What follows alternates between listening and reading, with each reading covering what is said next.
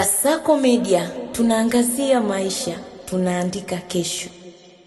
Kocha wa Arsenal Mikel Arteta amewataka wachezaji kuendelea kuwa na ari, njaa ya ushindi na umakini mkubwa, huku klabu hiyo ikiingia katika kipindi muhimu cha wiki 3 zinazoamua hatima yao ya msimu huu.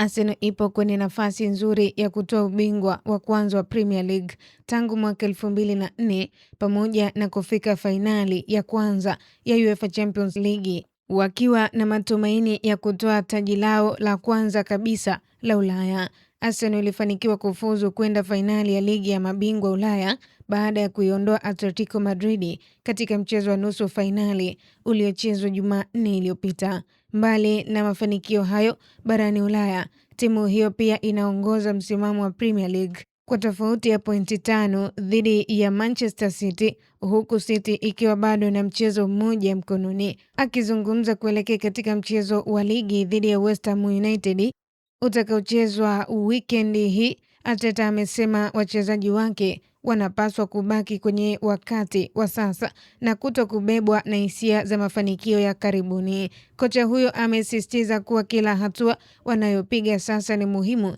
hivyo maandalizi, nguvu na umakini vinapaswa kuongezeka zaidi katika hatua hii ya mwisho ya msimu.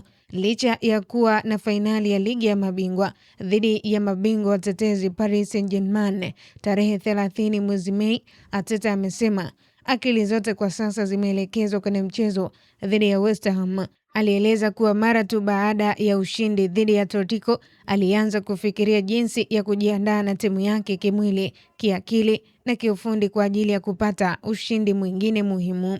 Kwa upande wao, West Ham wanakabiliwa na presha kubwa ya kupambana na kushuka daraja wakiwa na pointi 1 chini ya mstari wa usalama. Timu hiyo pia haijapoteza nyumbani tangu Januari, ikiwa imeshawahi kutoa sare dhidi ya Manchester United na Manchester City pamoja na kuifunga Everton, jambo linalofanya mchezo huo utarajiwa kuwa na mgumu mkubwa kwa upande zote mbili. Kwa update zaidi za kimichezo kimataifa, tufollow kwenye mitandao yetu ya kijamii Instagram, Facebook na Twitter. Tufollow kama Kasako Media. Mimi naitwa Official Diaga. Kasako Media, tunaangazia maisha, tunaandika kesho.